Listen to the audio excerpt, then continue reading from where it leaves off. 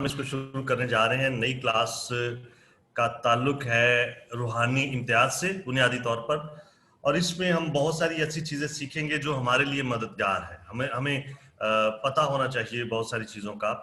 तो मेनली इस क्लास के टाइटल ये दिया होता है कि बिद्दात के मुतल्लिक बुनियादी मालूमात। ये तो है बिद्दात के मुताल्लिक बुनियादी मालूमात। मैं इस क्लास को एक और टाइटल भी देता हूँ जब मैं पढ़ाता हूँ, तो मैं उनको कहता हूँ ये रूहानी इम्तियाज के बारे में मालूमात है। ये रूहानी इम्तियाज क्या है वो हम करते हैं। ओके, हमें ज्वाइन कर लिया है अभी दिलावर ने भी। तो रूहानी इम्तियाज के हवाले से जो मालूमात है या बुनियादी मालूमात है, ये बिद्दात के हवाले से ये हम इस क्लास में सीखेंगे। तो ये हमारी क्लास चल रही है कैलवरी चैपल के थ्रू, कैलवरी चैपल पाकिस्तान, जो कि एक प्रोजेक्ट है कैलवरी चैपल सेविंग ग्रेस का, उसके थ्रू ही चल रही है। Okay Dilawar, welcome. अभी हम ये क्लास शुरू कर रहे हैं। ये हमारी पहली क्लास है इस टॉपिक पे, और इस क्लास का जो टाइटल है या उन्वान है वो बिदात के बारे में बुनियादी मालूमात है। तो ये जो क्लास है इसका जब हम इसको शुरू करते हैं तो हमें सबसे पहले तो खुदा यीशु मसीह का फरमान देखना है। और ये बात जो मैं आपके सामने पढ़ रहा हूँ, जो आपके सामने आई है, ये 2000 साल पुरानी बात है। मतलब 2000 साल पहले ही खुदा यीशु मसीह ने ये वार्निंग दे दी थी। देखा, झूठे नबियों से खबरदार रहो जो तुम्हारे पास भेड़ों के भेष में आते हैं मगर बातन में फाड़ने वाले भेड़िए हैं।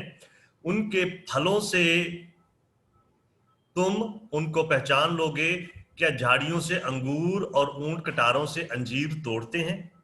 तो ये खुदा यीशु मसीह ने कहा है कि झूठे नबियों से खबरदार रहो। वो तुम्हारे पास किसी और भेष में आते हैं, वो देखने में वो भेड़े लगती हैं लेकिन हकीकत में बातन में वो फाड़ने वाले भेड़िए हैं। और खुदा यीशु मसीह ने हमें एक क्लू दिया है, कहते ना एक लिंक दिया है कि तुम किस चीज से समझोगे कि वो सही है या गलत है। उनके फलों से तुम पहचान लोगे। और फिर खुदा यीशु मसीह एक लॉजिक की बात करता है। वो कहता है क्या झाड़ियों से अंगूर और ऊंट कटारों से अंजीर तोड़ते? ऐसा कभी नहीं हुआ। जिस तरह का कोई दरख्त है उसी तरह का फल उस पे लगेगा। ये मत्ती की इंजील में ये हवाला है और ये बड़ा अहम है। और सबसे अहम बात ये है कि खुदावंद यीशु मसीह ने खुद ये वार्निंग दी। मैं आपको सिखा चुका हूं कि नए अहदनामे में 27 किताबें हैं। 27 किताबों में 4 अंजीलें, एक हिस्ट्री की किताब अमाल की किताब, 21 खतूत, और उसके बाद फिर हमारी वो मुकाशफा की किताब है। इन सारी 27 किताबों के अंदर सिर्फ एक किताब है फिलमोन के नाम खात, उसमें आपको वार्निंग नहीं मिलेगी। नहीं तो 26 किताबों में आपको वार्निंग मिलेगी। आपको बताया गया है कि झूठे उस्ताद क्या है, उनसे बचना कैसे है, खबरदार रहना है। हर एक किताब में नए अहदनामे में वार्निंग है, और इससे हमें पता चलता है कि ये बहुत इंपॉर्टेंट चीज, इसको लाइट नहीं लेना चाहिए, ये बहुत अहम है। और खुदावंद यीशु मसीह बहुत इसके बारे में कंसर्न थे। पलूस रसूल अमाल की किताब में वो कंसर्न थे। पत्रस रसूल, उसको आप पढ़ें, वो कंसर्न है।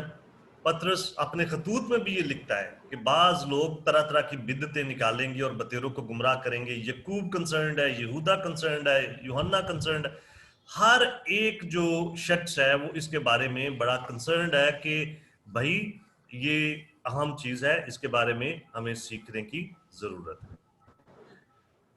ओके, तो ये जो चीज है इसको आपके सामने पेश करने के चंद एक मकासद है। एक चीज तो ये कि हमें पता भी नहीं चलता, बहुत सारी खतरनाक किस्म की बिद्दतें आ जाती हैं, काम करती हैं, आपके इर्द गिर्द घूमती हैं, बहुत सारी चीजें ऑफर करती हैं। मिसाल के तौर पर यहोवा के गवाह आपको अक्सर मिलेंगे, और यहोवा के गवाह क्या करते हैं, आपको मीनारे निगहबानी और जागो के नाम से मुख्तलिफ तरह के मैगजीन्स वो देते हैं और इस तरह की चीजें देते हैं। अभी मेरे पास यहाँ पे एक किताब थी, मॉर्मन की किताब, मैं उसको देख रहा था। भाली इधर देखना, मॉर्मन की किताब इधर पड़ी होगी। तो वो किताब जो है वो एक बहुत बड़ी बिद्दत है, मॉर्मनिज्म, उनकी किताब है, वो भी फ्री देते हैं। ये ऊपर देखो, ऊपर या उस रूम में ना चलेगी, छोटी सी किताब। तो इस तरह की बहुत सारी बिद्दतें काम कर रही। फिर बिद्दात को पहचानने के लिए कलीसिया के पास प्रॉपर नॉलेज नहीं है। हम कैसे पहचाने? हमें कैसे पता कोई चीज खरी है या नकली है, कोई ठीक है या नहीं? ये देखें, ये किताब है, इस किताब का नाम है मॉर्मन, मॉर्मन की किताब, और इसके ऊपर लिखा है यस्सु मसीह की बाबत एक और अहदनामा। यस्सु मसीह की बाबत एक और अहदनामा। हाँ, अभी हमारे पास पुराना अहदनामा है, नया अहदनामा है, ये एक और अहदनामा है। तो इस तरह की बहुत सारी चीजें आ रही हैं। आपको मैगजीन देंगे, आपको किताबें देंगे। अभी मेरे पास, मैं क्योंकि इन चीजों पे रिसर्च करता हूं, ये एक किताब है, ये है 7 मोहरों का मुकाशफा। तो ये एक चर्च है, the revival church, reverend William Branham. तो विलियम ब्रैनम जो है, ये उसका नाम नीचे लिखा है, रेवरेंड विलियम ब्रैनम। हमें ऐसे पता ही नहीं चलेगा, लेकिन ये बिदती है। ये शख्स खुदा मसीहा होने का दावेदार है। मॉर्मनिज्म जो है, किसी दिन इसके बाद आपको तो सिर्फ मॉर्मनिज्म पे सिखाऊंगा या यहोवा के गवाहों पे सिखाऊंगा, ताकि आप उनकी हिस्ट्री जान सके। तो इन सारी बिदतों ने मुख्तलिफ तरह की गलत तालीम फैलाई है। हमारी कलीसिया को पता नहीं कि हमने करना क्या है, हमने डिफेंस कैसे देना है, हमने किस तरह से रोकना है। तो मेरी फील्ड क्योंकि क्रिश्चियन अपोलोजेटिक्स है, तो हम इसी चीज पे बात करते हैं कि डिफेंस ऑफ क्रिश्चियन फेथ जो है, ये बड़ा जरूरी है। तो बिदात को किस तरह से पहचानना है, कलीसियाओं को नहीं पता, चर्चिस को नहीं पता। और चर्चिस को जब नहीं पता तो वो हमला करती हैं, तो आपको पता ही नहीं, आप उनको वेलकम करते हैं, उनसे मिक्स हो जाते हैं, और बाद में पता चलता है। आफ्ताब, आपसे मिलने से पहले मुझे एक और शख्स ने अप्रोच किया, मेरी उसके साथ मीटिंग्स हुई, काफी मीटिंग्स हुई कि हमने बहावलपुर के इलाके में प्रोजेक्ट करना है।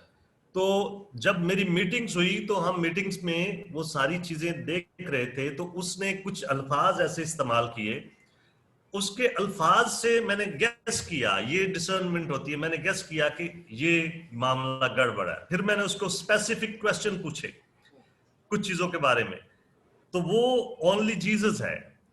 और मुझे कह रहे थे कि कोई बात नहीं, आप हमें जैसे कहेंगे हम वैसे चलेंगे, हमने आपके साथ चलना है, हमने आपको फॉलो करना है, हम जो कैलवरी चैपल कहेगा हम वही करेंगे। लेकिन मैंने कहा मैं आपके साथ काम नहीं करूंगा।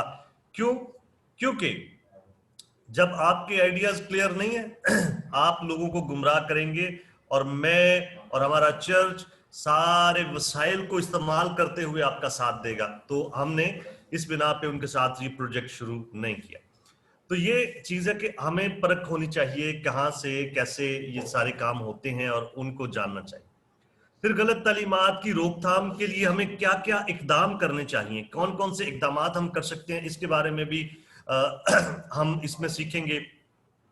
और फिर बहुत सारे खादमीन जो हैं, उनकी हम हौसला अफजाई करते हैं कि भाई कहीं पे गलत तालीम है, पहले तो आप सीखें और फिर लोगों को सिखाएं, लोगों को बताएं कि ये गलत है और ये इनसे किस तरह से बचा जा सकता है। फिर एक और जो 5वीं चीज हम सीखेंगे वो है कलाम मुकद्दस की दुरुस्त तफसीर कैसे करनी। ये नहीं कि मेरे पास एक आयत आई, मैंने अपने ज़हन से ही सोचा और मैंने तफसीर कर दी और बस जी ठीक है जी, इस कलाम में ये लिखा। हमने ये देखना है कि बाइबल में क्या लिखा है, किसने बात की है, किस मौके पे की है, किसके साथ की है, उस वक्त उसका क्या मतलब था, मैं क्या मतलब निकाल सकता हूं, उस वक्त उन पे क्या उसका इतलाक होता था, हम पे क्या इतलाक होता है। ये होती है इंटरप्रिटेशन, तफसीर करना। खुद से ऐसे ही नहीं कर दी कि मेरे जेहन में एक ख्याल है और मैं उसको उसके मुताबिक आयत ढूंढ के तो मैं दे दूं। जब मैं कॉलेज में पढ़ता था तो एक लड़का बहुत उल्टे सीधे काम करता था, तो मैंने उसे कहा, मेरे रूममेट ही था, मैंने कहा अंबर, ये उसका नाम था, मैंने कहा अंबर ये ठीक नहीं जो तुम कर रहे हो। तो कहता है कलाम में लिखा है जो कुछ करते हो ये जानकर करो कि खुदावन के लिए करते हो। मैंने कहा ये तो बहुत गलत किस्म की आपकी इंटरप्रिटेशन है। हालांकि मैं उस वक्त खुदावन में ऐसे नहीं था, लेकिन मैंने फील किया कि ये बिल्कुल गलत चीज है कि गलत तफसीर करना, और सारी बिद्दती सिस्टम गलत तफसीर से शुरू होता है। तो हमारा जो तर्ज फिक्र है, हमारा जो हतमी तर्ज फिक्र है, वो है बैलेंस्ड तालीम होनी चाहिए। ये नहीं कि एक तरफ ही आप झुक जाए, आप कटर बन जाए, कटर, वो नहीं। मतवाजन आपका बैलेंस्ड अप्रोच होनी चाहिए। आप जिंदगी गुजारें, बैलेंस्ड जिंदगी गुजारें कलाम के मुताबिक, और अच्छी जिंदगी जो है वो गुजारे। और हतमी एक हमारा मकसद जो है वो ये है कि मेरी और आपकी और हम सब की जो जड़ें हैं वो कलाम में होनी चाहिए। अगर हम कलाम से अपनी एनर्जी लेते हैं, न्यूट्रिशन सारी बाइबल से आती, कलाम से आती, फिर कोई मसला, फिर कोई चीज आपको हिला नहीं सकती। खुदावंद कहता है अगर तुम मुझ में और मेरी बातें तुम में कायम रहती हैं तो फिर कोई मसला ही नहीं। तो कहा अगर खुदावंद का कलाम हम में और कायम रहता है तो ये जबरदस्त चीज है। तो ये इस क्लास का हतमी जो मकसद है वो यही होगा कि मेरी और आपकी जो जड़ें हैं वो बाइबल मुकद्दस में पेवस्त होनी चाहिए।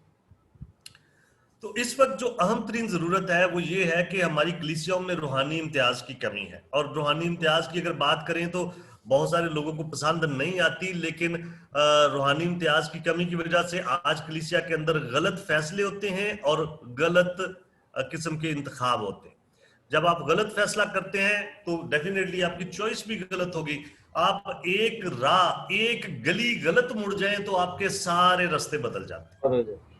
अब कभी अपनी गली गलत मुड़ के देखना, आगे सब कुछ ही गलत हो जाए। तो थियोलॉजिकली भी यही चीज है, थियोलॉजिकली भी एक गलत मोड़ मुड़ जाए तो फिर सब कुछ गलत है, सब कुछ डिफरेंट है, सब कुछ नया है। इसलिए हमें रूहानी तौर पर इम्तियाज की जरूरत है ताकि हम सही फैसले कर सकें। उसके बाद अगर रूहानी इम्तियाज नहीं होती तो हम गलत चीजों और गलत इल्म इलाहियात को कबूल करते हैं। जैसे ये विलियम ब्रैनम है, ये जो है ये एक पूरी थियोलॉजी देता है। तो हमें इम्तियाज ही नहीं होगा तो हम ये थियोलॉजी ले लेंगे, हम मॉर्मनिज्म की थियोलॉजी ले लेंगे। यस्सु मसीह के बारे में एक और अहदनामा ये कहते हैं, कलीसियाए यस्सु मसीह बराए मुकद्दसी ने आखिरी अयाम कि इस आखिरी दौर में जो आखिरी कलीसिया है वो हम है, ये वाले कहते हैं। तो ये एक बिद्दत है और बड़े अमीर हैं, लोगों को फैसिनेट करते हैं, लोग बड़े शौक से इनके जाते हैं उधर, लेकिन है बिद्दत। इसलिए खुदा यीशु मसीह कहता है अगर कोई इंसान सारी दुनिया को हासिल कर ले लेकिन अपनी जान का नुकसान उठाए तो उसको क्या हासिल। तो गलत जो तालीम है वो इस वजह से होती है कि रूहानी इम्तियाज की कमी है, लोग फर्क करने से कासर हैं, वो गलत तालीम का शिकार होते हैं और उनको पता नहीं चलता हमने कहां पे गलती कर ली। और ऐसी बात ये भी होती है कि उनको ये भी नहीं पता होता कि वो किसको सुन रहे हैं और क्या सुन रहे हैं और वो तालीम किस कदर नुकसानदेह है। मिसाल के तौर पर एक लंबे अरसे तक मैंने पाकिस्तान में एक टीवी चैनल के ऊपर जे रॉकली को मैसेज देते हुए सुना। जे रॉकली आपने जानते होंगे। अभी जब हम रिसर्च नहीं करते तो हम सारी चीजों को ऐसे ही एक्सेप्ट कर रहे होते हैं। जे रॉकली जो है ये 1997-98 में पाकिस्तान आया था और लाहौर में बहुत ग्रैंड क्रूसेड इसका हुआ था, बहुत बड़ी टीम आई थी। उस वक्त मेरे बड़े भाई कोरिया में पढ़ रहे थे, तो जब पाकिस्तान को तो एक बार हिला दिया इस बंदे ने आके, क्योंकि बहुत बहुत ही ग्रैंड क्रूसेड था। तो जब वो कोरिया से आए तो ऐसी बात हो रही थी, तो वो कहते कि वो कोरिया में पढ़ रहे थे, वो अभी पीएचडी हैं, डॉक्टर प्रोफेसर हैं अमेरिका में।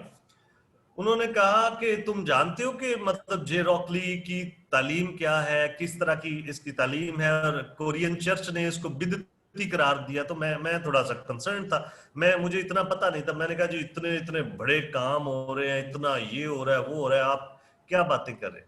वो कहते हैं इसको सुनने की जरूरत है। वो क्या कहता है, जे रॉकली ये कहता है कि इस जमीन पर इस वक्त अगर कोई ऐसा शख्स है जिसकी रगों में गुनाह से मुबर्रा खून है तो वो मैं हूं। ये क्लेम है उसका, और ये क्लेम जो है ये यस्सु मसीह की निगेशन करता है। और फिर मैंने इंटरनेट पे यूट्यूब पे गया, मैंने कोरियन पास्टर्स जो थे उनको सुना, वो इसके बारे में क्या कह रहे हैं और इसकी तालीम के बारे में क्या कह रहे हैं। फिर मैंने फील किया कि यस, मुझे कॉन्शियस होना चाहिए, मुझे खबरदार होना चाहिए। दूसरी चीज इस बंदे की मैं देखता हूं, वो सारी चीजें जहन्नम के फलान डिपार्टमेंट में ये है, फलान जगह पे ये है, फलान दरवाजा ये है, फला। ओ भाई, आपके पास कौन सी वो ऐसी कोई हॉटलाइन पाइपलाइन चल रही है कि आप बता रहे हैं सारी चीजें? पहली चीज तो ये है कि हमें बाइबल के बारे में एक चीज पता है। दूसरा, ग्रंथियों, पलूस रसूल को कुछ चैलेंजेस थे। कुछ लोग नहीं मानते थे कि पलूस रसूल है, वो कहते ये खुद ही रसूल बन गया। तो वो कहता है मैं अगर फख्र करना चाहूं तो मेरे पास फख्र करने की बहुत सारी चीजें, और वो बड़ी लिस्ट देता है। और फिर वो सारी चीजें जब बता रहा है तो उसी में वो कहता है मसीह में मैं एक शख्स को जानता हूं जो तीसरे आसमान तक उठाया गया, और वहां उसने क्या सुना वहां की बातें इंसानी जुबान में बयान करना भी मुनासिब नहीं। ये उसकी बात है। फिर जनाब यहां पे आ रही है नया रेवलेशन, नई चीजें। मैं कहता हूं बाइबल मुकद्दस जो है, ये किताब जो है, ये मुकम्मल किताब है।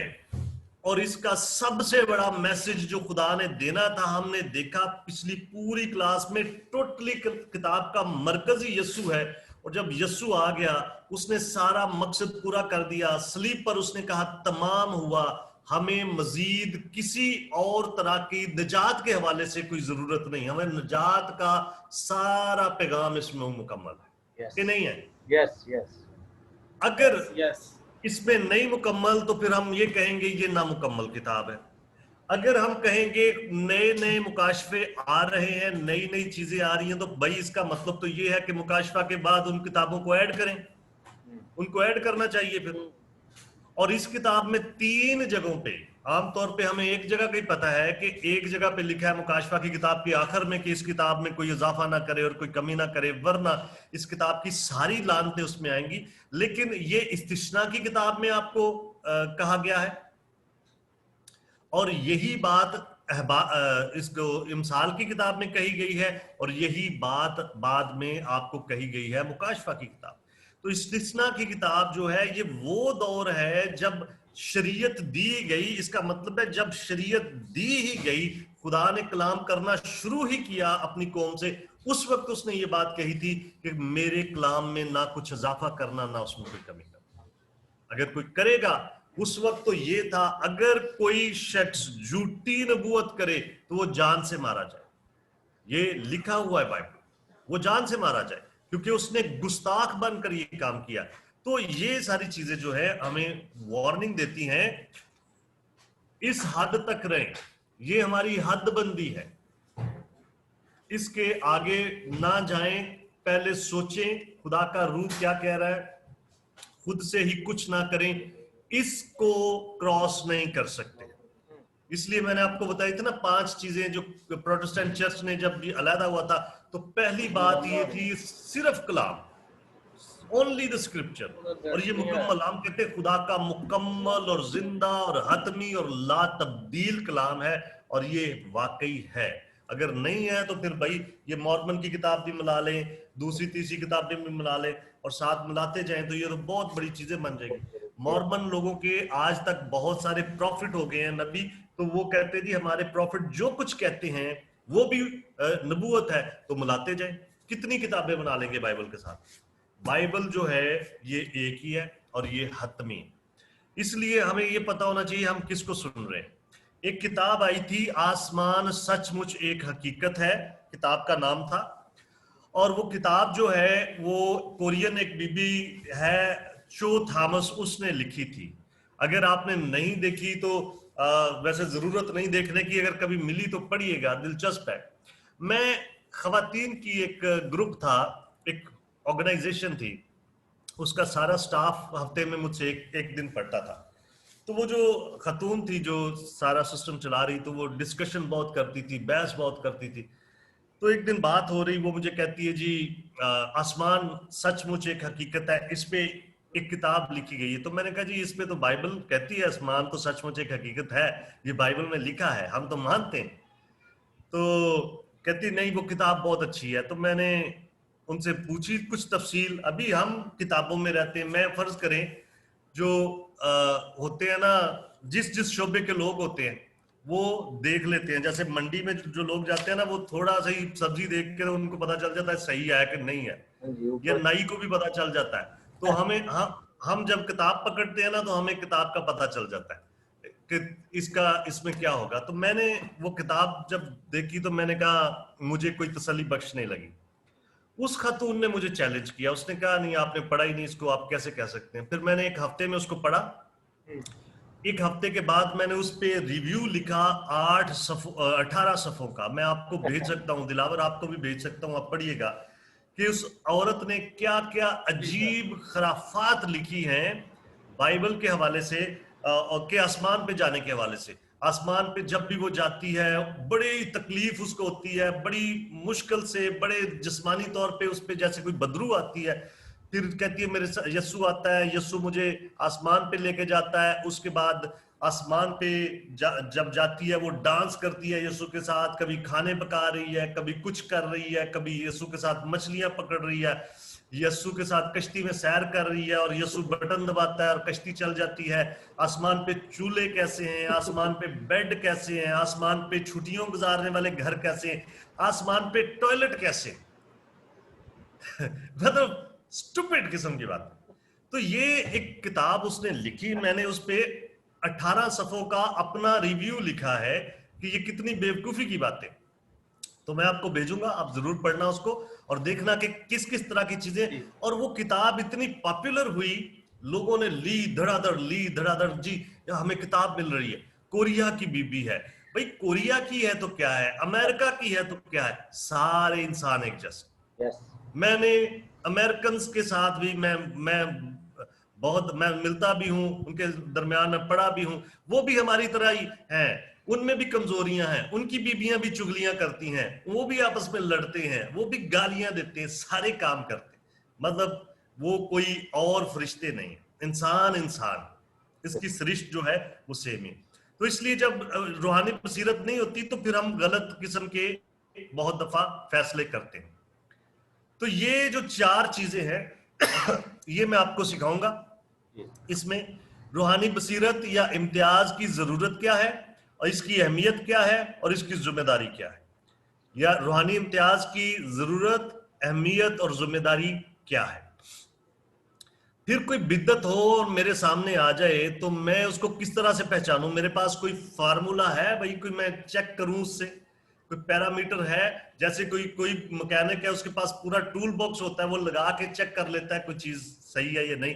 मेरे पास क्या है मैं आपको बताऊंगा, आप किस तरह से चेक कर सकते हैं। फिर बिद्दतें फैलती क्यों हैं, इनकी वजह क्या होती है, इस पे हम बात करेंगे। और कलीसिया को जब बिद्दत फैलती है, कलीसिया को क्या करना चाहिए, इस पे हम बात करेंगे। ओके अरे आप भी पानी पी रहे हैं, यहाँ पे भी पानी, यहाँ पानी आ गया। हाँ जी ओके। जब मैं कॉलेज में पढ़ता था, ओके पानी आने के साथ ही सबने पानी पीना शुरू कर दिया। लगता है नेस्ले पसंद है आपको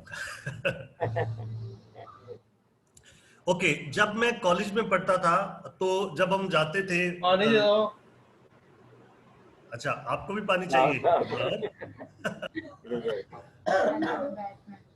ओके ओके जब मैं कॉलेज में पढ़ता था, जब मैं कॉलेज जाया करता था ना, गांव से आना शहर में, शहर अड्डे से बैठना, तो अड्डे पे अक्सर वो नलका लगा होता था, तो हम जाते थे, प्यास लगती थी, वो चलाते थे और पानी पी लेते थे। कई लोग उस दौर में उन्होंने नेस्ले की या कोई ऐसी पानी की बोतल पकड़ी होती थी, उस वक्त पता नहीं ये कितने की आती थी, मैंने कभी खरीदी नहीं थी, सस्ती होती थी काफी, लेकिन खरीदते थे लोग पानी की बोतल। और मैं उनको देख के हैरान होता था, मैं कहता था ये बेवकूफ है भाई, वो नलका लगा है, वहां से पानी क्यों नहीं पीते, ये पानी खरीदते क्यों है। ये चीज हमें समझ नहीं आई। जहां भी नलका लगा होता था पी लो पानी, अगर नहर के किनारे है तो यहाँ पानी ज्यादा ठंडा होगा, ना भी प्यास हुई तो साइकिल रोक के तो पानी पी लो, क्यों कि यहाँ पानी ठंडा होगा। तो ये उस वक्त कोई कॉन्सेप्ट नहीं था, पानी जहां से मर्जी पियो। मैंने लोगों को नहर का पानी पीते हुए देखा है और बहुत सारी काम करते देखा है, तो कोई ऐसा मसला नहीं होता था। लेकिन थोड़े साल हुए, एक बीमारी आई है और बीमारी का नाम है हेपेटाइटिस। जिगर की ये बीमारी है, हेपेटाइटिस सी आखिरी स्टेज है। ये जिगर को तबाह कर देती है, खून बनना बंद हो जाता है, इंसान मौत की तरफ चला जाता है। और ये मोहलक बीमारी है। मोहलक का मतलब है मार देने वाली, जो मार देती। अभी जब से हेपेटाइटिस सी आया है, उस वक्त से मेरे शहर में हर कोई बंदा, एक उसने गैलन पकड़ी होती है 10-15 लीटर की, कहां जा रहे हैं? फिल्टर से पानी लेने जा फिल्टर रहे से हैं। पानी लेने। क्यों? क्यों लेने जा रहे हैं? अभी अवेयरनेस आई है। उस वक्त मुझे नहीं पता था, जब मैं कॉलेज में पढ़ता था, उस वक्त जो खरीद के पानी पीते थे वो शायद इसलिए पीते थे कि ये साफ पानी है तो वो गंदा हो सकता है, उसमें कोई जरासीम, बैक्टीरिया, वायरस हो सकते हैं जो मुझे बीमार कर सकते हैं। उनको उस वक्त ये इम्तियाज था, हमें नहीं था। अभी हमें पता चला है नहीं, गंदा पानी पिएंगे तो मसला होगा। अभी हर कोई फिल्टर से लाता है। मेरे घर में जो पानी आता है टोटली हम खरीद के लाते हैं। वो बड़ी बोतल होती है जो 18-19 लीटर की, तो 5 बोतलें हमने रखी हुई हैं, वो भर के ले आते हैं, हम खरीदते हैं वो बोतलें। तो पीने वाला पानी अभी खरीदते इसलिए सारा पानी पीने के लिए कि हमें ये है जी साफ पानी पिए। अभी हमारे घर में जो मोटर लगी है जमीन से खींचती है, वो नहीं हम पीते। कि इस बीमारी से बचें, ये बीमारी ना लग जाए, क्योंकि जमीन के नीचे पानी गंदा हो गया, अभी बहुत मसला हुआ है। तो जो फिल्टराइज पानी है वो पिए। जब तक इम्तियाज नहीं था हम वो सब कुछ करते थे, और जब तक इम्तियाज नहीं होता लोग करते हैं, लोग बीमार भी होते हैं, लोग मरते भी हैं। लेकिन जब इम्तियाज होता है, पता चलता है, तमीज आती है, तो फिर लोग बचते हैं। रूहानी तौर पर भी यही हाल है। जब तक हमें रूहानी बीमारियों लगती नहीं, हमें पता नहीं चलता, हम हर चीज खाई पी जाते हैं। मैं एक कहावत पढ़ रहा था, उन्होंने कहा था कि उन्होंने ब्रेड लगाई है तस्वीर में और ब्रेड को उल्ली लगी हुई है, तो वो कहते, नीचे लिखा है कि रूहानी खुराक जो है, जिस तरह जिस्मानी खुराक, गलत खुराक खाने से आप बीमार हो जाते हैं, रूहानी तौर पर भी गलत खुराक खाने से आप बीमार हो सकते हैं। इसलिए खाने से पहले पढ़ लें उसके ऊपर क्या लिखा है। तो ये बहुत जरूरी है कि हमें पता होना चाहिए। अभी एक और इससे आगे की डिसर्नमेंट अभी आई है। अभी आप कहें कि हम जनाब कौन सी बोतल पियेंगे जी पानी की, तो हम ढूंढते हैं, हम नेस्ले मिले, एक्वाफिना मिले। दिलावर जब हम पिछली दफा आपके पास आए तो हम शेखुपुरा से शुरू हुए, हर पेट्रोल पंप पे रुके कि हम पानी खरीदना चाहते थे, और जिससे भी पूछे उसकी अपने ही स्टाइल की कोई नई बोतल थी। हम कहते यार नेस्ले मिल जाए, एक्वाफिना मिल जाए, वो नहीं मिली, हमें जाके फैसलाबाद से मिली। तो रास्ते में हम बहुत सारे पंपों पे रुके हैं, बहुत सारी चीजों पे, तो अक्सर लोकल उस इलाके की कोई खुद ही बनाई हुई बोतलें हैं, वो उसी को प्रमोट करते हैं। तो हम अभी ये भी डिसर्नमेंट रखते हैं, ये भी इम्तियाज करते हैं कि कंपनी की चीज खरीदें यार। नेस्ले ओके, या एक्वाफिना ओके, या दसानी आया अभी, ये कोक का है शायद, ये भी ओके, पेप्सी का है। लेकिन दूसरी कोई आ जाए, सूफी, कोई अमृत जल, पता नहीं क्या क्या, तो वो नहीं हम लेते। हम कहते नहीं, इसका कोई गारंटी नहीं है।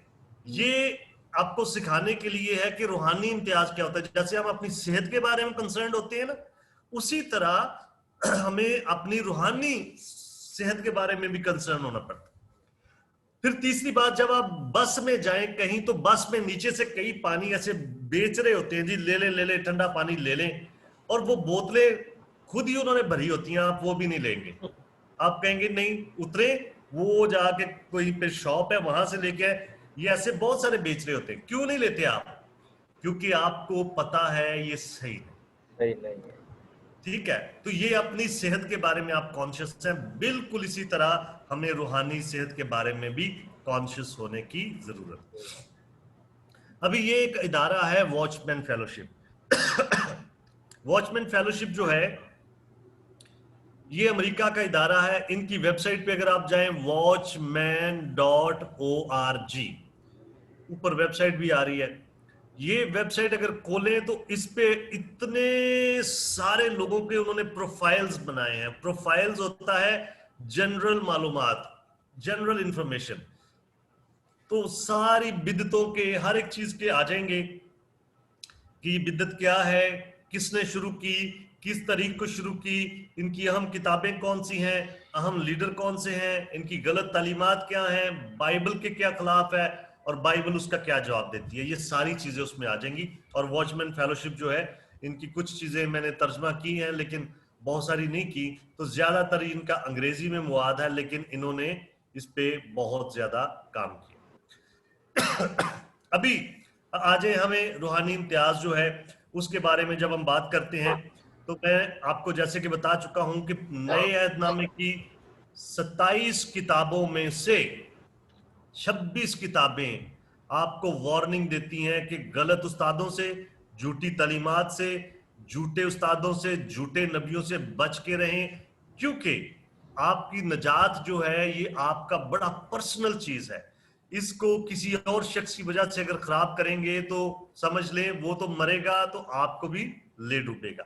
इसलिए खुदावंद का कलाम हमें वाज़ेह तौर पर खबरदार करता है। मैंने आपको पहली ये आयत बताई, खुद खुदावन यीशु मसीह ने हमें वार्निंग दी है कि झूठे नबियों से खबरदार रहो, जो तुम्हारे पास भेड़ों के भेष में आते हैं, मतलब उनका ओरिजिनल भेष अंदर कुछ और है, तुम्हारे पास जिस भेष में आ रहे हैं वो कुछ और है। इसलिए उनसे खबरदार रहो, उनसे बचे रहो। और उसने एक पहचान भी दी है कि क्या तुम उनके फलों से उनको पहचान लोगे। तो ये हमें देखने की जरूरत है, कौन शख्स क्या फल ला रहा है, कौन सी खिदमत क्या फल ला रही है, क्या कर रही है, ये जानने की जरूरत है। उसके बाद पौलुस रसूल ने भी हमें वार्निंग दी। अमाल की किताब 20 बाब जो है, इसमें पौलुस रसूल की फेयरवेल एक मीटिंग हुई। फेयरवेल समझते हैं ना, जब स्कूल का अक्सर आखिरी साल होता है तो उस क्लास को फेयरवेल दी जाती है, अलविदाई पार्टी दी जाती है। तो पौलुस रसूल ने इफिसस की कलीसिया में 3 साल खिदमत की, और 3 साल के बाद जब उसने कहा कि मैं जा रहा हूं, और उसने कहा मैं यरूशलेम जा रहा हूं, क्योंकि पौलुस चाह रहा था कि वो रोम जाए, तो उसने 3 साल इफिसस में खिदमत की। इफिसियों के नाम उसका खत भी है, आप जानते हैं। तो वहां से जब आने लगा तो उसने अमाल 20 बाब में वहां के एल्डर्स जितने थे उनको बुलाया, उसने कहा आओ मेरी बात सुनो, मैंने तुमसे बात करनी है, मैं जा रहा हूं। तो जब वो आए तो उसने बड़ी तकरीर की, और आप अमाल 20 बाब पढ़िएगा, ये खूबसूरत जगह है जहां पे पौलुस ने उनसे बात की है। और वो कहता है मैं जानता हूं कि आज मेरी गर्दन पर किसी का खून नहीं, क्योंकि मैंने खुदा की सारी मर्जी पूरे तौर पर तुमको बयान कर दी है।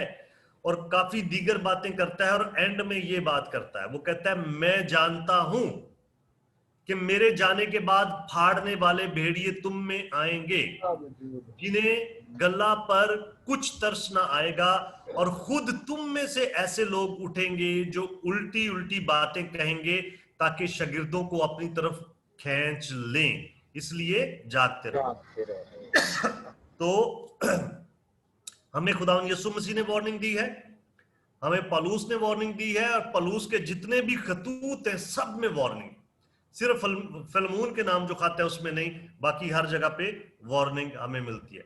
पौलुस जब तिमोथियस को उसने इफिसस की कलीसिया में, बाद में उसने तिमोथियस को भेजा, तो तिमोथियस यंग पास्टर था वहां पे, उसको जब ये तालीम देता है तो वो कहता है कि तू कलाम की मुनादी कर, और वक्त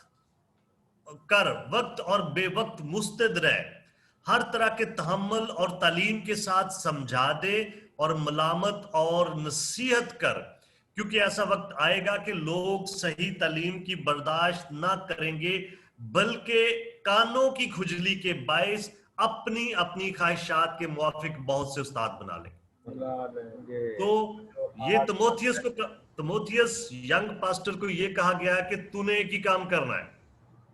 पौलुस उसको कहता है तू सिर्फ कलाम की मुनादी कर, वक्त और बेवक्त मुस्तैद रह के, बी अलर्ट एवरी टाइम, हर वक्त अलर्ट रहो, हर तरह के तहम्मुल और तालीम के साथ समझा दे, हर तरह की तालीम के साथ लोगों को समझा, और मलामत और नसीहत कर, जहां पे मलामत करने की जरूरत है मलामत भी कर, जहां पे नसीहत करने की जरूरत है नसीहत कर, क्योंकि ऐसा वक्त आएगा कि लोग सही तालीम की बर्दाश्त ना करेंगे, बल्कि अपने कानों की खुजली के बायस अपनी अपनी ख्वाहिशों के मुताबिक बहुत से उस्ताद बना लेंगे। और ये वक्त है, मैं चाहता हूं मुझे लोग अच्छी अच्छी बातें कहें, मुझे लोग बताएं हाँ आप अमीर से अमीर होते जाएंगे, आप कभी बीमार नहीं होंगे, आपको ये होगा, आपको वो होगा। भाई ये दुनिया है। इस दुनिया में जब गुनाह किया आदम ने तो खुदा ने कहा ए आदम, जमीन तेरे सबब से लानती, शांति हुई। और इस जमीन में वो कहता है ये तेरे लिए ऊंट कटारे, इस तरह की झाड़ियां और कांटे ये उगाएगा। बहुत सारी ऐसी चीजें हैं जो दुनिया का हिस्सा है और वो हमारी जिंदगी का ऑटोमेटिक हिस्सा बन जाती है। अभी कोरोना वायरस आया तो उसमें क्या पास्टर है क्या नॉन पास्टर है, हर बंदा ही, किसी को भी बीमारी हो सकती है भाई। कोई ऐसा नहीं है कि वो कहे मैं बीमार ही नहीं हो सकता। मैं तो ये कहता हूं कि एलिया का शागिर्द अलीशा था, और अलीशा कहता है एलिया को कि मैं तब तेरा पीछा छोड़ूंगा जब तक तेरी रूह का दुगना ना मुझ पे ठहरे। और एलिया की मिनिस्ट्री आप देख ले, एलिया ने इतने ऐसे पावरफुल मौजे किए, इतने ऐसे मौजे कि एक मुर्दा शख्स को कब्र में डाला गया और नीचे उसकी हड्डियां थी और वो जी उठा उसकी हड्डियों को छूने से। इतनी खुदा ने उसको बरकत दी। लेकिन अलीशा के बारे में अगर आप पढ़ें तो वहां पे लिखा है कि अलीशा की जिंदगी के इख्तिताम पे कि उसको, अलीशा को एक मर्ज लग गया और उसकी वजह से वो मर गया। तो खुदा का नबी था अलीशा, उसको भी एक मर्ज लग गया और वो भी उसकी वजह से मर गया। तो हम बहुत दफा चाहते हैं कि हमें बस वही चीजें सुने जो हमें अच्छी लगती हैं और कुछ और ना सुने। अभी इसी तरह की वार्निंग हमें मिलती है पतरस की तरफ से भी। पतरस रसूल जो है वो क्या कहते हैं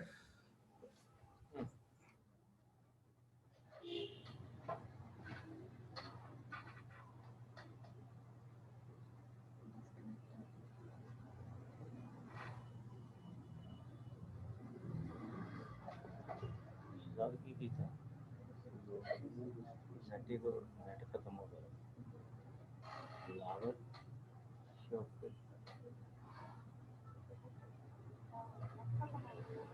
नहीं वो उधर में लगा शायद तो क्या होगा।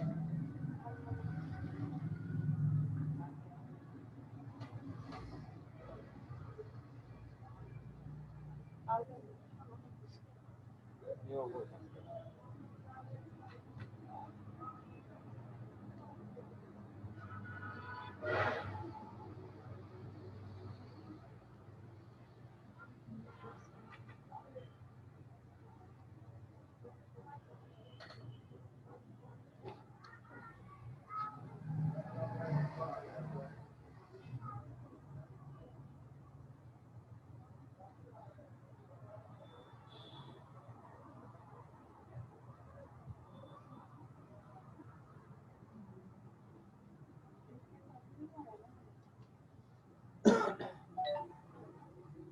मिनट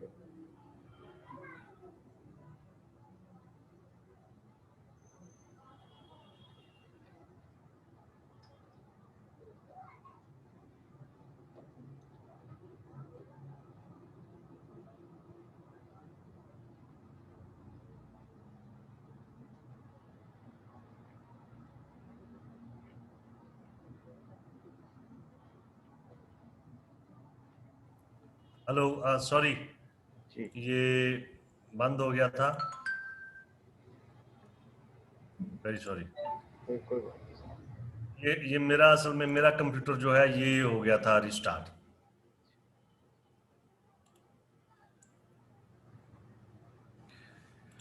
ओके, मैं अभी शेयर कर रहा हूं दोबारा से स्क्रीन को। जी।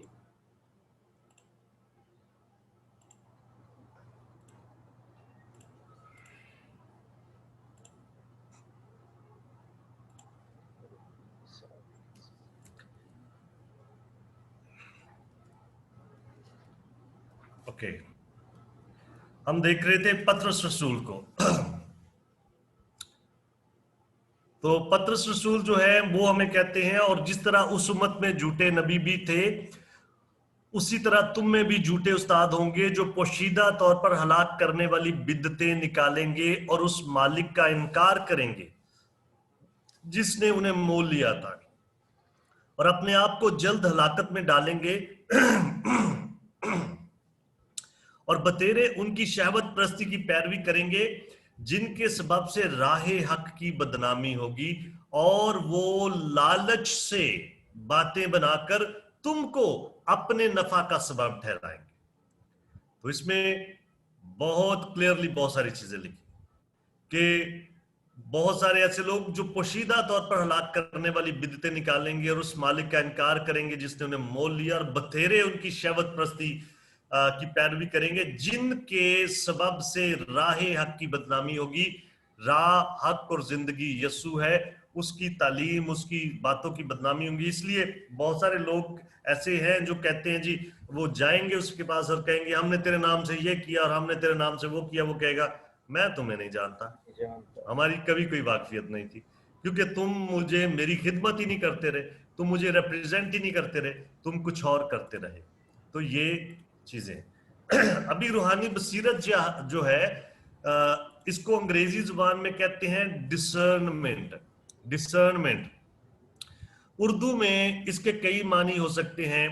वो है रूहानी बसीरत। बसीरत का मतलब है देखना, रूहानी अंदाज से देखना। और रूहानी इम्तियाज, रूहानी परख, रूहानी शनाख्त, रूहानी शऊर, रूहानी फरासत, कुछ भी कह सकते हैं।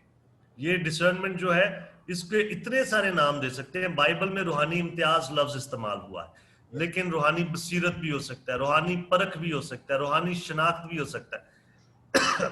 और ये रूहानी शनाख्त क्या है कि दो एक जैसी चीजें हैं, आपने ये चेक करना है कि ओरिजिनल कौन सी है और चाइना की कौन सी है। मतलब आपने ये देखना है कि सही कौन सी है। और एक खादम है खुदा के, चार्ल्स स्पर्जन, वो कहते हैं कि रूहानी इम्तियाज का मतलब ये नहीं कि हम ये चेक करें कि सही क्या है और गलत क्या है। रूहानी इम्तियाज का मतलब ये है कि हम ये चेक करें कि सही क्या है और तकरीबन सही क्या है। सही और तकरीबन सही में फर्क करना, ये रूहानी इम्तियाज। तो बज़ाहिर देखने में एक जैसी रोड लगेंगी, लेकिन हमने ये अपने अंदर ये शनाख्त या फरासत या शऊर या परख रखनी है कि सही रोड कौन सी। बाइबल कहती है ऐसी भी राह है जो इंसान को सीधी मालूम होती है, लेकिन उसकी इंतहा में मौत की राह है। यसु कहता है कि वो राह कशादा है जिसपे जो हलाकत की तरफ जाती है और बतेरे उस पे जाएंगे, और जो अब्दी जिंदगी की तरफ जाती है वो सुकड़ा रास्ता है, वो तंग रास्ता है। तो हमें डिसर्नमेंट करनी। अभी डिसर्नमेंट ये है कि अगर कोई शख्स डॉक्टर के पास जाए, वो कहता है मुझे शदीद सर दर्द हो रहा है, तो डॉक्टर उसको शदीद सर दर्द का सबसे पहले यही नहीं कह देगा कि यार तुम्हारे तो दिमाग में ट्यूमर है, तुम्हें तो कैंसर है, ये नहीं कहेगा। वो सोचेगा कि क्या क्या वजूहातों से, वो आपसे पूछेगा आपने खाना कब खाया, पहले भी कभी कुछ हुई है, कभी नजर तो नहीं आपकी कमजोर, आप डिप्रेशन में तो नहीं है, बहुत सारी चीजें पूछेगा। क्योंकि डॉक्टर ऐसे ही नहीं कहेगा नहीं आपको तो कैंसर है, ऐसे ही नहीं वो कह सकते, क्योंकि शदीद सर दर्द की कई वजह हो सकती। असाबी तनाव हो जाता है। मेरी मुसीबत ये है, मैं अपनी जिंदगी की बताऊं, मैं तकिया बहुत वो डबल करके मैं लेता हूं। मेरा तकिया जो है वो बड़ा सॉफ्ट मैं लेता हूं। अगर मेरा तकिया चेंज हो जाए तो मुझे अगले दिन मेरी सर दर्द रहती है, मुझे ये मसला है। तो ये भी एक वजह हो जाती है। असाबी तनाव, आपने प्रेशर बहुत लिया है, उसकी वजह से भी सर दर्द हो सकती है। आपका शुगर लेवल लो हो, आपकी भूख बहुत ज्यादा लग जाए तो उससे भी आपका सर दर्द हो सकता है। आप डिप्रेस हो, उससे भी। तो आपने डिसर्नमेंट ये है कि ऐसे ही फैसला नहीं दे देना अच्छा ये काम है तो ये होगा, ये काम है नहीं। आप रिसर्च करें, परखें, चीजों को देखें कि क्या कैसा है, तो फिर आपको पता चलेगा कि डिसर्नमेंट क्या होती है। तो डिसर्नमेंट जो है वो कहते हैं मुबहम मख्फी। मुबहम और मख्फी का मतलब होता है छुपी हुई, जो क्लियर नहीं, धुंध है, वो उस पे क्लियर नहीं। मुबहम या मख्फी या गैर वाजिया चीज या बात को समझने का इदराक या उसकी सलाहियत, किसी बात या चीज में इम्तियाज करना, सही कौन सी है गलत कौन सी है, इसको डिसर्नमेंट कहते हैं। और दुरुस्त और मौजू चीज को आप सिलेक्ट कर लें, उसको डिसर्नमेंट कहते हैं। आपके सामने एक ही तरह की बहुत सारी चीजें आ जाती हैं। जैसे आप कुछ सब्जी, आजकल मेरी बीवी कल मुझे कह रही थी कि कोई सेब जो आप लाए हैं वो सही नहीं, मुझे अभी पता नहीं, मैं कहता हूँ मुझे देखने में सही लगे मैं ले आया हूँ। अभी वो कहते हैं जी इतनी इसकी किस्में हैं, फलां से फलां से फलां से, मुझे तो पता ही नहीं इसका। कोई सब्जी आप लेने जाएं, कोई दीगर चीजें लेने जाएं, तो जिनको पता है सही क्या है उनको परख होती है। आपने कभी देखा है लोग खरबूजा खरीदने से पहले वो सूंघ रहे होते हैं, उनका वो फार्मूला है जी ऐसे शायद मीठा होता है, ये दुआने को ऐसे ऐसे करके चेक कर रहे होते हैं, ये कच्चा है कि पक्का है उन्होंने बता देना। तो ये डिसर्नमेंट यही है, इम्तियाज यही है कि आप चेक कर ले, आपके पास कोई फार्मूला हो आप चेक कर ले। जो चीज छुपी है, तरबूज अंदर से तो आपने नहीं देखा, आप ऊपर से ऐसे टक टक करके आगे पक्का है, या खरबूजा अंदर से आपने चखा नहीं, आप सुन के कहेंगे ये बहुत मीठा है। तो ये चीज है, इसको कहते हैं डिसर्नमेंट, जो हम सीखेंगे, लेकिन वो रूहानी तौर पर। अभी जब डिसर्नमेंट नहीं होती तो मसला होता है। जैसे ये पानी का ग्लास है, तो आप कहें जी मुझे पानी का एक ग्लास दे दें, मुझे प्यास लगी है, तो कोई भी आपको दे देगा, आप कहेंगे ये सेफ है, पी लें पानी। लेकिन फर्ज करें पानी के इसी ग्लास में चंद कतरे जहर मिला दिया जाए, फिर भी ग्लास तो पानी का ही भरा है, जहर तो एक दो कतरा ही डाला है, तो इस सूरत में क्या आप कहेंगे कि इसको पीना सेफ है? नहीं सेफ। इसलिए जो झूठी तालीम होती है, जो अधूरा सच होता है, वो पूरे झूठ से खतरनाक होता है।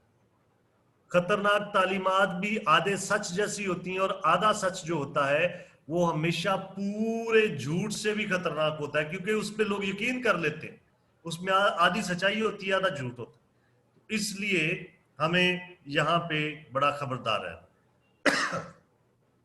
अभी हमें रूहानी जो इम्तियाज है इसकी जरूरत क्यों है? पलूस रसूल बताता है हमें, फिलिपियों 1 बाब उसकी 9 से 10 आयात में, वो कहता है कि मैं ये दुआ करता हूं कि तुम्हारी मोहब्बत इल्म और हर तरह की तमीज के साथ और ज्यादा होती जाए। ये जो लिखा है ना, हर तरह की तमीज, ये डिसर्नमेंट है, ये रूहानी इम्तियाज है।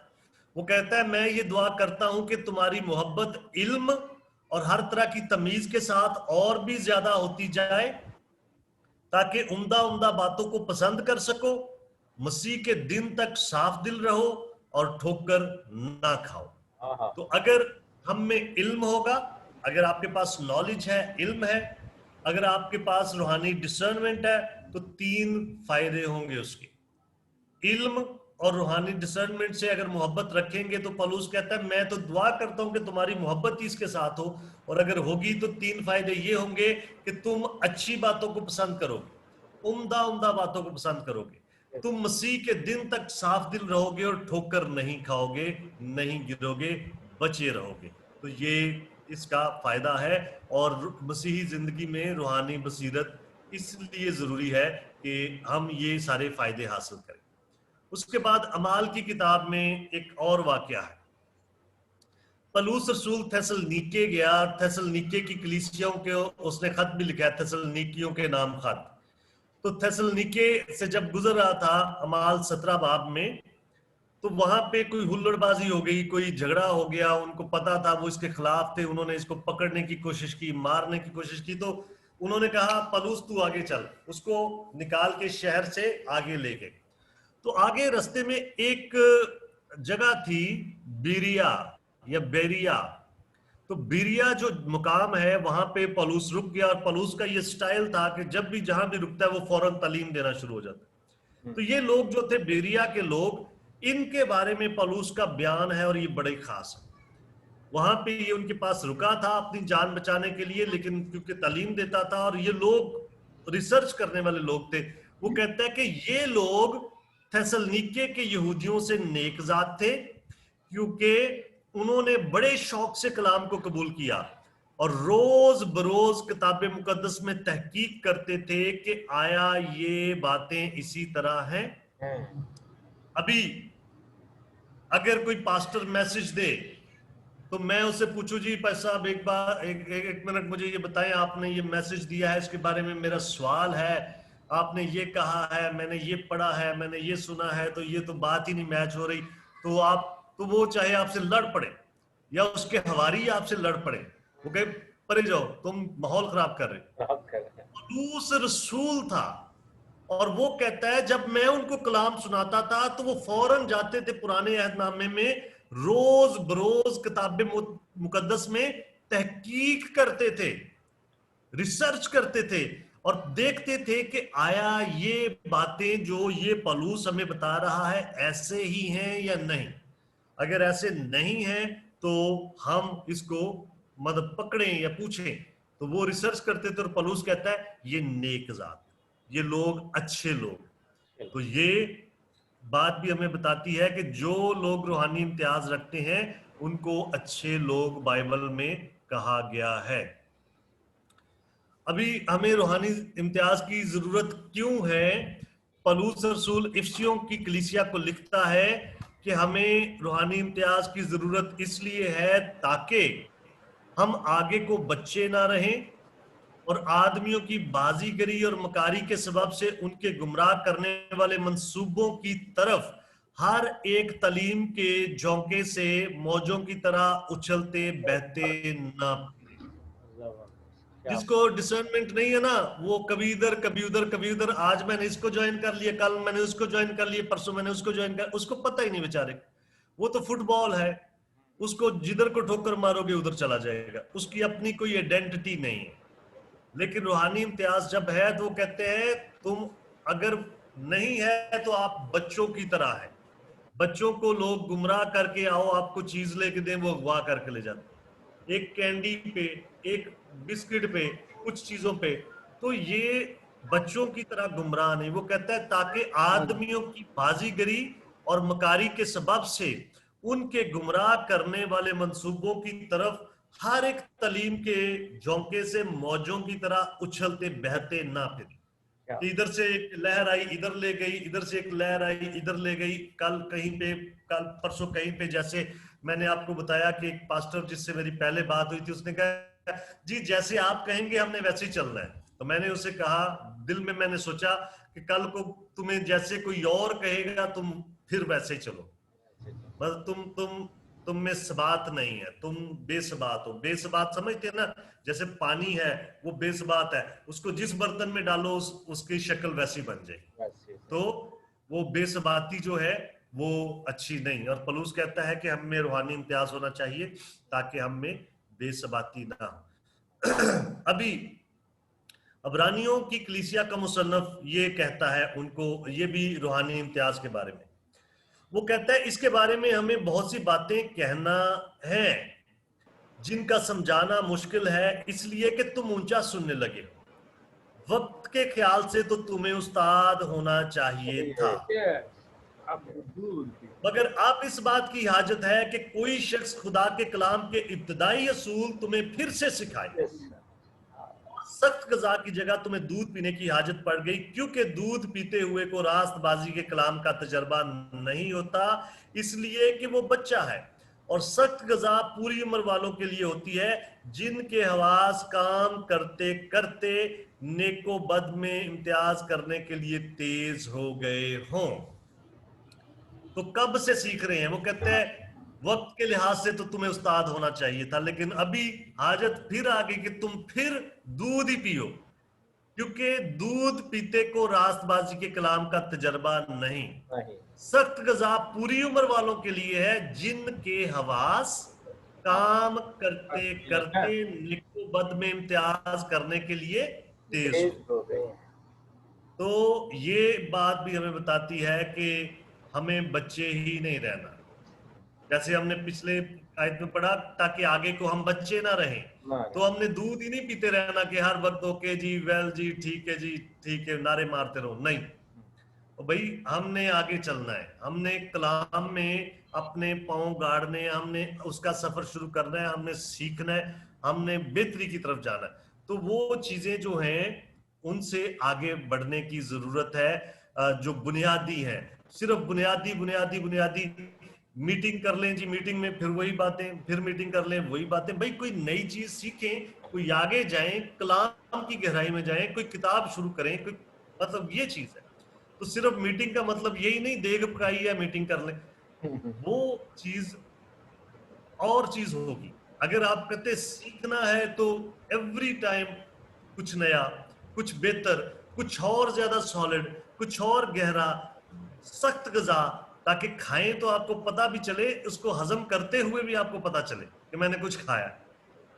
तो दूध पी के सो जाना वो बच्चों का काम है, वो एक बार पिला दे वो सोए रहते हैं। तो ये चीज जो है, ये रूहानी इम्तियाज के बारे में हमें वार्न करती है। फिर हमें क्यों इसकी जरूरत है रूहानी इम्तियाज की, ये आयत हमने पहले पढ़ी। वो कहता है कि ऐसा वक्त आएगा कि लोग सही तालीम की बर्दाश्त ना करेंगे, बल्कि कानों की खुजली के बायस अपनी अपनी ख्वाहिशों के मुआफिक बहुत से उस्ताद बना लेंगे, और अपने कानों को हक की तरफ से फेर कर कहानियों पर मुतवज्जो हों।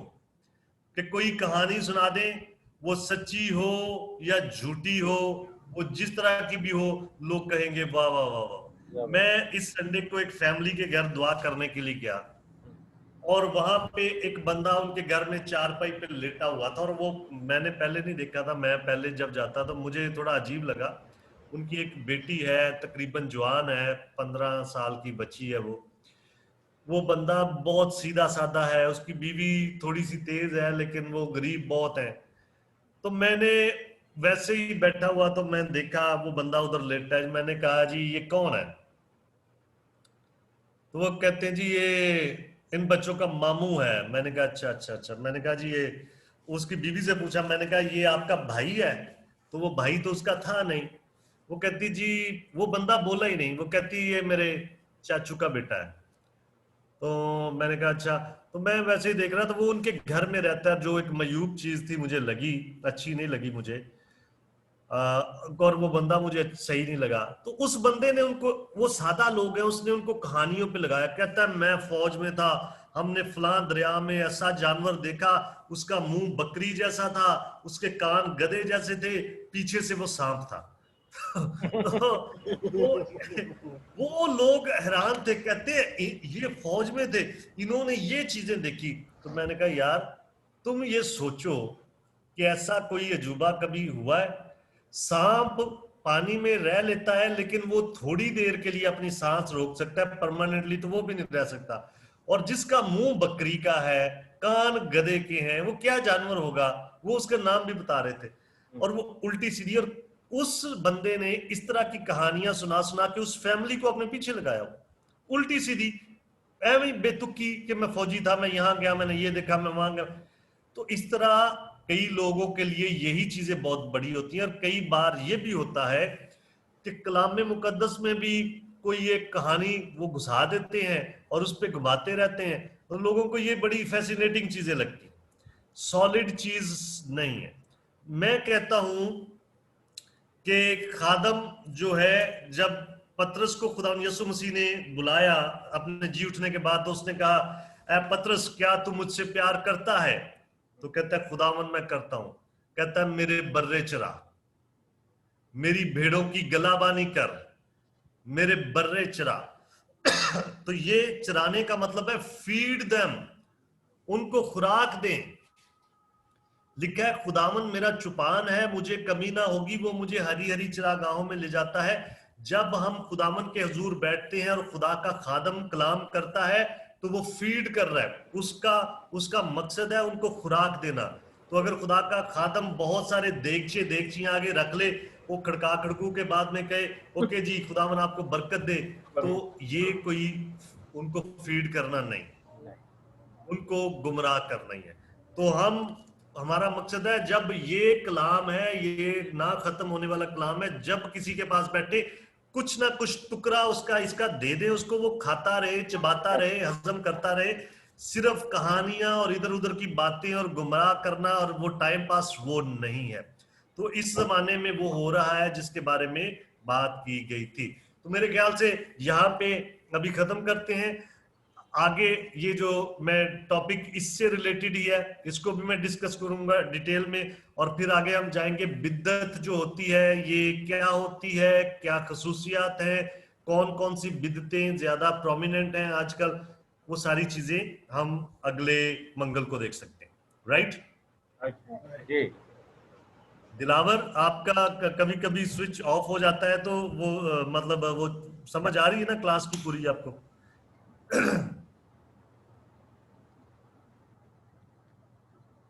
सर नेट प्रॉब्लम आ रही है यहाँ पे, तो नेक्स्टली मैं इसे और ज्यादा स्ट्रॉन्ग करूंगा। Okay okay okay, God bless you, God bless you. तो आफ्ताब भाई, आपका तो क्लियर है इंटरनेट वगैरह यहाँ जी पे? बिल्कुल सर, हम तो सब आराम चले, से। मैं दुआ करता हूँ, आपके घर के लिए भी दुआ करता हूँ, और मैं सुबह आपको कॉल करूंगा, फिर मैं आपसे बात करूंगा थोड़ी डिटेल। जी एक भाई हैं बिहाड़ी से, जी जी। उनके लिए भी अच्छा प्रेयर जी, करनी है। क्या नाम है उनका? हमारे साथ जो बाइबल स्टूडेंट हैं सिस्टर अजरा हैं, इनके लिए भी हाँ हाँ, प्रे करनी है, इनके तबादले के लिए। और जो बिहाड़ी से भाई हैं वो हैं लाजरस। लाजरस। ओके, उनकी लाजरस तबीयत के लिए और बहन अजरा के लिए। जी। ओके, चले जी, हम दुआ करें। और सर मेरे बेटे के लिए भी करनी है। अच्छा जी, आपके आपके बेटे का क्या नाम है?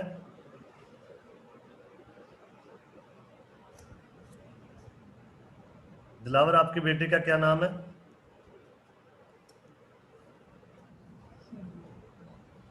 Okay, let's pray. आई हम अपने एडिसन सर, एडिसन के लिए भी दुआ करनी है sir. Edison, okay, Edison. Edison sir, okay Edison है उसका नाम। ओके ओके, चले हम दुआ करें। कादर मुतलक जिंदा आसमानी खुदा बाप, हम तेरे शुक्रगुजार हैं खुदा, उन तेरी सारी नेमतों बरकतों तेरे बड़े फजल के लिए। आज के दिन तक खुदा हमें जिंदा सलामत और तंदुरुस्त रखने के लिए तेरा शुक्र हो खुदा। खुदा हम सारे तेरी हजूरी में झुकते हैं, तुझे सिजदा करते हैं, तेरे नाम को जलाल देते हैं।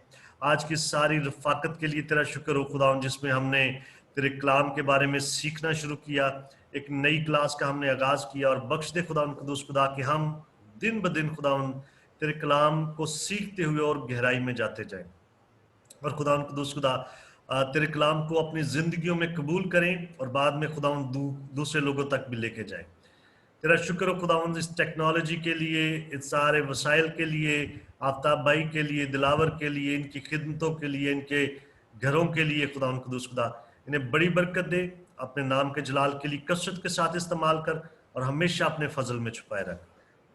खुदा जितने भी बाइबल क्लास के लिए स्टूडेंट्स आते हैं, मैं नाम बनाम एक एक स्टूडेंट को, उनके घरानों को, उनके बहन भाइयों को, उनके रिश्तेदारों और दोस्त अहबाब सबको खुदा तेरी पनाह में लेके आता हूँ। मेरी इल्तिजा है कि ये सारे तंदुरुस्त रहें, हमेशा तुझ में महफूज रहें, तेरे नाम को जलाल देते रहें, तेरी गवाही देते रहें, और खुदा हमेशा तेरे नाम के जलाल के लिए कसरत के साथ इस्तेमाल होते रहें। खुदा आफ्ताब भाई के नए घर के लिए हम तेरा शुक्र अदा करते हैं कि खुदा तूने एक मुनासिब जगह मुहैया की, और खुदा तेरा शुक्र हो कि ये जगह जो है हमारी बाइबल क्लास के लिए भी इस्तेमाल की जाती है और की जाएगी। इसके लिए हम तेरा शुक्र करते हैं, तेरे नाम को जलाल देते हैं, और इल्तिजा करते हैं कि तू हर एक चीज में खुदा हमें इसी तरह से बरकत दे, हमारी रहनुमाई कर, और हमारी जिंदगियों को बड़ी कसरत के साथ खुदा इस्तेमाल कर। मैं बहन अजरा के लिए, उनके तबादले के लिए, उनकी सारी ज़रूरियात के लिए, तबादले के लिहाज से, जॉब के लिहाज से, जो जो भी खुदा उनको मुश्किल दरपेश है, उस सारी चीज़ों में, उन सारे बातों में खुदा मैं तेरी बड़ी मदद मांगता हूँ, तेरी रहनुमाई मांगता हूँ। तू अपनी बेटी को अपनी पनाह में रख, सेहत और तंदुरुस्ती दे, अपने नाम के जलाल के लिए इस्तेमाल करता रहे, उनके कामकाज पे, रोजी रोटी पे, खानदान पे तेरी बड़ी बरकत रहे। और खुदा उनके तबादले के लिए जो जो चीज़ें उनकी मदद के लिए ज़रूरी हैं वो मुहैया कर। तो अपनी बेटी का मददगार हो, और खुदा उनकी सारी ज़रूरियात को पूरा करते हुए उन्हें तसल्ली दे, इत्मीनान दे कि तू हमेशा उनके साथ है। खुदा हम भाई लाजरस के लिए दुआ करते हैं, जिस भी मकसद के लिए खुदा तेरा बंदा तेरी हजूरी में ठहरा हुआ है, खुदा तू उसको जानता है, तू उसको बखूबी जानता है। हम इल्तिजा करते हैं कि तू अपनी पाक मर्जी के मुताबिक खुदा अपने बेटे के जिंदगी में काम कर, और खुदा उनके उन मकासद को, उनकी उन ज़रूरियात को खुदा अपनी पाक मर्जी के मुताबिक पूरा कर। हम एडिसन के लिए दुआ करते हैं खुदा उसकी सेहत के लिए, तंदुरुस्ती के लिए, बढ़ोतरी के लिए, दिलावर के सारे घराने के लिए, दीगर बच्चों के लिए भी खुदा उन्हें भी आसमानी खुदावंद अपने जलाल में महफूज रख, और आसमानी खुदावंद अपने नाम के जलाल के लिए हमेशा उनको अपनी पनाह में रख, सेहत और तंदुरुस्ती दे, और उनकी जिंदगियों को कुदूस खुदावंद अपने नाम के जलाल के लिए इस्तेमाल करना। ये बच्चे और दीगर सारे बच्चे जो हमारी बाइबल क्लास के स्टूडेंट्स के खानदानों से ताल्लुक रखते हैं, खुदा कुदूस खुदा आफ्ताब भाई और उनके घराने से ताल्लुक रखते हैं, मेरे घराने से ताल्लुक रखते हैं, उन सारे बच्चों के लिए दुआ करते हैं कि जैसे जैसे वो अपने कद काठ में बढ़े, खुदावंद तेरे खौफ में और तेरी पहचान में भी बढ़े।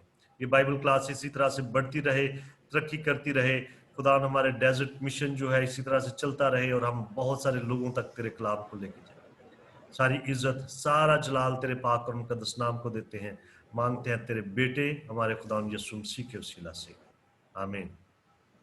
ऐ हमारे बाप, तू जो आसमान पर है, तेरा नाम पाक माना जाए, तेरी बादशाही आए, तेरी मर्जी जैसे आसमान पर पूरी होती है जमीन पर भी हो। हमारे रोज की रोटी आज हमें बख्श दे, जिस तरह हम अपने कसूरवारों को माफ करते हैं, तू हमारे कसूरों में माफ कर। हमें आजमाइश में न पड़ने दे, बल्कि बुराई से बचा, क्योंकि बादशाहत, कुदरत और जलाल हमेशा तेरा ही है, आमीन। बाप, बेटे और कुदस के नाम, आमीन। जी बहुत शुक्रिया, थैंक यू सो मच। और बड़ा अच्छा है दिलावर, हमें खुशी है कि आपने भी हमें ज्वाइन किया है, और ये क्लास जो है आपके लिए मददगार साबित होगी। ओके जी आफ्ताब भाई। ओके सर, बहुत बहुत शुक्रिया, बड़ा मज़ा आया आज की क्लास के लिए। मुझे आपकी आवाज़ बहुत कम आ रही है। सर बड़ी अच्छी थी आज की क्लास। अच्छा, जी। ओके। और सलमान शहर से बाहर गया हुआ था, और उनकी अम्मी भी कह रही थी कि ये तो क्लास मिस करने वाली नहीं। उनकी हाँ, तीसरी क्लास मिस हो गई है, और उनके साथ उसकी उसकी मामा आई है? नहीं, वो अकेली थी घर पे, इसलिए फिर नहीं अच्छा अच्छा अच्छा, ओके ओके ओके, चले कोई बात नहीं, कोई बात नहीं। जरूर वो सारी चीजें जिंदगी में साथ साथ चलती हैं, तो जो आप सीख रहे हैं फ्यूचर में आप अपने इलाके में सिखाइएगा और बेहतर तरीके से, तो ये अच्छी चीजें होंगी। जिनको मैं नहीं सिखा सकता आप सिखाइएगा। बिल्कुल, बहुत फ़ायदा आ रहा है, हमें मिल रहा है इस चीज़ से। हाँ जी, और बिल्कुल खुदावंद अपने काम के लिए इस्तेमाल कर रहा है, जैसा कि अभी आपने कहा था चले। कि जब हम किसी के पास बैठते हैं तो कोशिश करनी चाहिए कि खुदा के कलाम की बातें उन तक पहुंचाएं, पहले उनकी बात सुने, वो किस लाइन पे चल रहे हैं, उनके इम्तियाज़ है इस चीज़ का या नहीं। तो कल मैं खैरपुर टामे वाली के अंदर था, और वहाँ पर ये काफ़ी सारी चीज़ें खुदा के कलाम की जो बातें थी हाँ हवाले के मुताबिक करता रहा, और कुछ मैं उनसे भी पूछ रहा है कि आप मुझे बताएं इसके बारे में क्या है। कहते हमें पता नहीं, तो मैंने कहा फिर आप क्यों पीछे लगे इन चीज़ों के। एग्जैक्टली, हम गुड। शुक्र करते हैं खुदा का सर के खुदा। मुझे मुझे बड़ी खुशी है कि आप ग्रो कर रहे हैं, मुझे खुशी है, और यही चीज है। हम थोड़ा थोड़ा थोड़ा थोड़ा इतना इतना सा भी चाहे ग्रो करें, बढ़ते रहते हैं, और ये बहुत अच्छा है। Okay, good. चले, शुक्रिया, थैंक यू जी जनाब भाई साहब, और गॉड ब्लेस यू।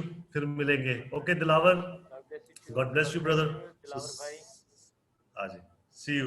दिलावर का इंटरनेट का थोड़ा प्रॉब्लम है, होपफुली नेक्स्ट वीक में वो बेहतर हो जाएगा। जी सर। चले, God bless you friends, thank you so much, और गुड नाइट।